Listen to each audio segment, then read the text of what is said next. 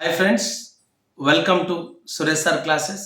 మీ అందరు కూడా happy new year 2025. ఈ 2025లో ఖచ్చితంగా మీరు ఉద్యోగాన్ని సంపాదించాలని మనస్ఫూర్తిగా కోరుకుంటూ ఎన్నోసార్లు చెప్పాను, ఈసారి కూడా చెప్తున్నాను. లాంగ్ టర్మ్ ప్రిపరేషన్కి ఫస్ట్ ప్రియారిటీ ఇద్దాం. 3 నెలలు కోచింగ్ తీసుకోవడం అట్లా కాకుండా ఒక 1 ఇయర్, లాంగ్ టర్మ్ అంటే కనీసం ఒక 1 ఇయర్ గట్టిగా కూర్చొని జాబ్ పొందడం.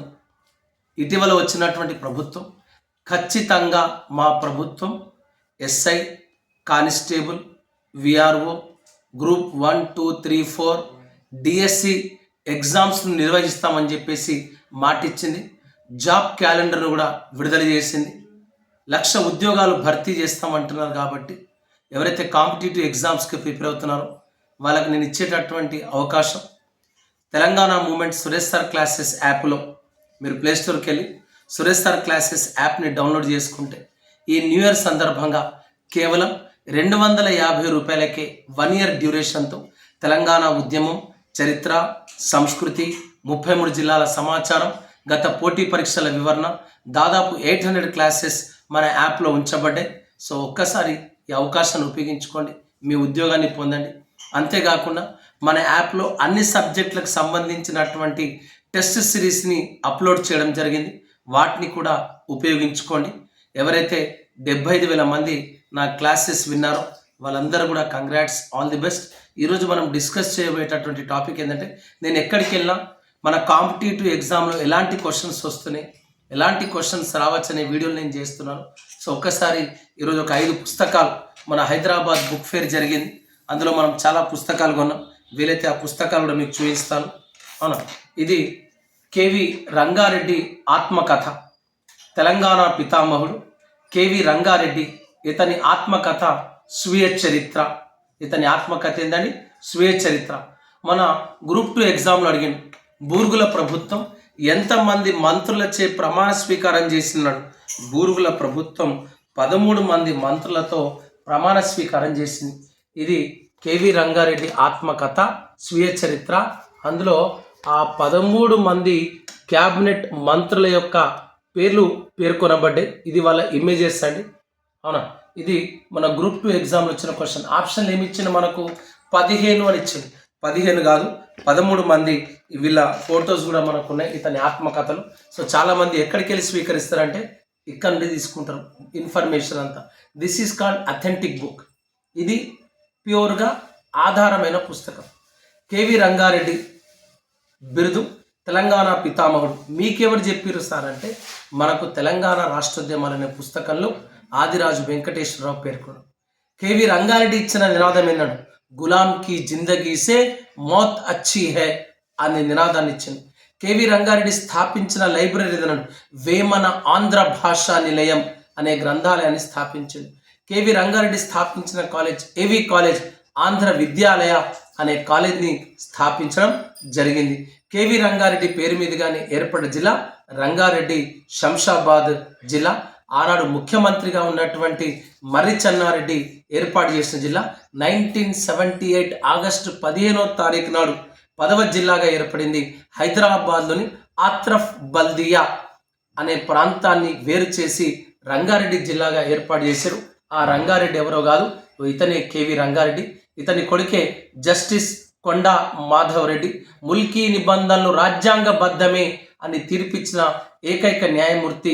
1972 ఫిబ్రవరి 14 నాడు 5 హైకోర్టు సభ్యుల ధర్మాసనం ముల్కీ నిబంధనలు రాజ్యాంగబద్ధంగా చెల్లవు అంటే ఒకే ఒక వ్యక్తి చెల్లుతేనడు. ఆ ఒకే ఒక వ్యక్తి ఎవరంటే కేవి రంగారెడ్డి కొడుకు జస్టిస్ కొండా మాధవరెడ్డి. ఇదే కేవి రంగారెడ్డి మనవడు, ప్రస్తుతం క్రియాశీల రాజకీయాలు ఉన్నాడు. చేవెళ్ళ ఎంపీగా ఉన్నటువంటి కొండా విశ్వేశ్వర్ రెడ్డి. ఆ కొండా విశ్వేశ్వర్ రెడ్డి ఇతని మనవడే, కేవి రంగారెడ్డి మనవడే. ప్రస్తుతం చేవెళ్ళ ఎంపీగా ఉన్నటువంటి కొండా విశ్వేశ్వర్ రెడ్డి భారతీయ జనతా పార్టీ నుండి ఎంపీగా ఉన్నాడు. నెక్స్ట్ కొండా లక్ష్మణ్ బాపూజీ. కొండా లక్ష్మణ్ బాపూజీ ఇతని జీవిత చరిత్ర రావడం జరిగింది. ఎవరు రాసిరు? ఏ పండరినాథ్. కొండా లక్ష్మణ్ బాపూజీ జీవిత చరిత్రను రాసింది ఎవరంటే ఏ పండరినాథ్. ఇతను ఏ పండరినాథ్ అండి. ఇతనే కొండా లక్ష్మణ్ బాపూజీ యొక్క జీవిత చరిత్రను రాయడం జరిగింది. సమర యోధుడు, స్ఫూర్తి ప్రదాత ఆచార్య కొండా లక్ష్మణ్ బాపూజీ పేరుతోని ఇతని జీవిత చరిత్రను రాయడం జరిగింది. ఇతనే 1969 ఉద్యమంలో తెలంగాణ కొరకు రాజీనామా చేసిన మొట్టమొదటి మంత్రి కొండా లక్ష్మణ్ బాపూజీ. తెలంగాణ పరిస్థితి అనే పుస్తకాన్ని రాసింది కొండా లక్ష్మణ్ బాపూజీ.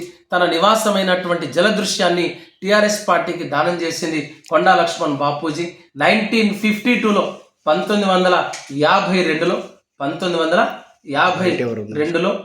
1952లో ఆసిఫాబాద్ నుండి మొట్టమొదటి ఎమ్మెల్యేగా గెలిచి చరిత్ర పుటల్లోకి ఎక్కినటువంటి వ్యక్తి కొండా లక్ష్మణ్ బాపూజీ.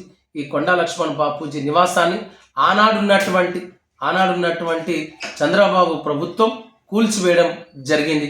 గత పోటీ పరీక్షలో నంబర్ ఆఫ్ బిట్స్ పడ్డాయి. ఎవరిపైన? కొండా లక్ష్మణ్ బాపూజీ పైన మనకు బిట్స్ పడ్డాయి. అవును. సో ఆనాడు 97 ఏళ్ల వయసులో, at the age of 97 years, 97 ఏళ్ల వయసులో ఢిల్లీలోని జంతర్ మంతర్ వద్ద 2011 నవంబర్ 1 నుండి 7 వరకు దీక్ష చేసినటువంటి, తెలంగాణ కొరకు దీక్ష చేసినటువంటి వ్యక్తి ఎవరంటే కొండా లక్ష్మణ్ బాపూజీ. హైదరాబాద్ స్టేట్ కాంగ్రెస్లో కీలక పాత్ర పోషించిన వ్యక్తి కొండా లక్ష్మణ్ బాపూజీ. ఇది అతని యొక్క జీవిత చరిత్ర. అదేవిధంగా తెలంగాణ రాష్ట్రం ఒక డిమాండ్, మనకు అడిగిన ఎగ్జామ్ నంబర్ ఆఫ్ టైమ్స్ అడిగింది. తెలంగాణ రాష్ట్రం ఒక డిమాండ్ అనే పుస్తకాన్ని రాసింది ఎవరన్నాడు? Professor Jayashankar, professor Kothapalli Jayashankar.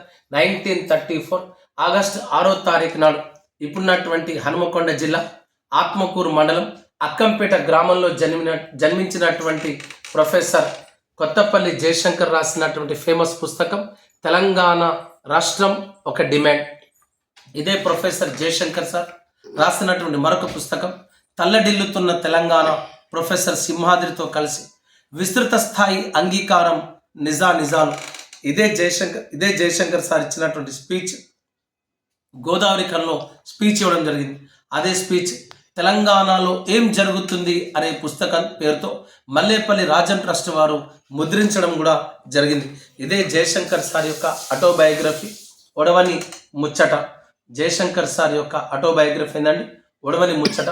Jayashankar sir యొక్క బిరుదు తెలంగాణ సిద్ధాంతకర్త. ఇటీవల రేవంత్ రెడ్డి ప్రభుత్వం తెలంగాణ జాతి పిత అనే బిరుదిచ్చింది. ఎవరికి? ప్రొఫెసర్ జయశంకర్కి. ఎందుకు తెలంగాణ సిద్ధాంతకర్త అంటున్నాం? జయశంకర్ సార్ తెలంగాణ కొరకు 3 సిద్ధాంతాలు ఇచ్చారు. నంబర్ 1 తెలంగాణ భావ ప్రచారం, నంబర్ 2 ఆందోళన కార్యక్రమాలు, నంబర్ 3 రాజకీయ ప్రక్రియ. ఆ 3 సిద్ధాంతాలు ఇవ్వడం వల్లే జయశంకర్ సార్కి తెలంగాణ సిద్ధాంతకర్త అనే బిరుదు రావడం జరిగింది. అదేవిధంగా ఇది నా గొడవ అంటారు కాళోజీ నారాయణరావు, ప్రజాకవి. కాళోజీ నారాయణరావు యొక్క ఆత్మకథ, దాన్ని మనం ఆటోబయోగ్రఫీ అంటున్నాం. ఇతని ఆటోబయోగ్రఫీ ఇది నా గొడవ. ఇదే కాళోజీ అక్షర రూపం దాల్చిన సిరా చుక్క 1,00,000 మెదళ్లకు కదలికను గత సెట్ ఎగ్జామ్లో అడిగిండు. ఏమడిగిండు? అక్షర రూపం దాల్చిన సిరా చుక్క 1,00,000 మెదళ్లకు కదలిక అనేటటువంటి నినాదాన్ని ఇచ్చింది ఎవరు? కాళోజీ నారాయణరావు. ప్రాంతేతడు ద్రోహం చేస్తే పొలిమేర వరకు తరిమి కొడదాం, ఈ ప్రాంతం వాడే ద్రోహం చేస్తే ఇక్కడే పాతి పెడదాం అనే నినాదాన్ని కూడా ఇచ్చింది ఎవరంటే దట్ ఈస్ కాళోజీ నారాయణరావు. ఇదే కాళోజీ నారాయణరావు ఆనాడు విశాలాంధ్రకు మద్దతు ఇచ్చి ఆ తర్వాత మరణించేంత వరకు ప్రత్యేక తెలంగాణ కొరకే ఉద్యమించినటువంటి గొప్ప నాయకుడు కాళోజీ నారాయణరావు. ఓకేనండి, వీళ్ళందరూ కూడా తెలంగాణ ఉద్యమంలో కీలక పాత్ర పోషించినటువంటి వ్యక్తులు. వీళ్ళు లేని ఉద్యమాన్ని, వీళ్ళు లేని తెలంగాణను మనం ఊహించుకోలేము. ప్రొఫెసర్ కొత్తపల్లి జయశంకర్, కాళోజీ నారాయణరావు, కొండా లక్ష్మణ్ బాపూజీ లాంటి వాళ్ళు తెలంగాణ కొరకు పెద్ద ఎత్తున ఉద్యమం చేయడం జరిగింది. సో ఎవరైతే కాంపిటేటివ్ ఎగ్జామ్స్కి ప్రిపేర్ అవుతున్నారో అవకాశం మళ్ళీ రాదు. అవకాశం, opportunity నాక్స్ the doors one only. అవకాశం ఒక్కసారి తలుపు తడుతుంది, అవకాశం మళ్ళీ రాదు. కష్టపడి చదవండి, ఇష్టపడి చదవండి. ఎవరైతే మీ ఫ్రెండ్స్, మీ రిలేటివ్స్ కాంపిటేటివ్ ఎగ్జామ్స్కి ప్రిపేర్ అవుతున్నారో వాళ్ళందరికీ తెలియచేయండి. ఒక్కసారి ప్లే స్టోర్కి వెళ్ళండి, సురేష్ సార్ క్లాసెస్ యాప్ని డౌన్లోడ్ చేసుకోండి, మీ ఉద్యోగాన్ని పొందండి. I wish all the best, I wish all success. Happy new year. Be happy. Thank you.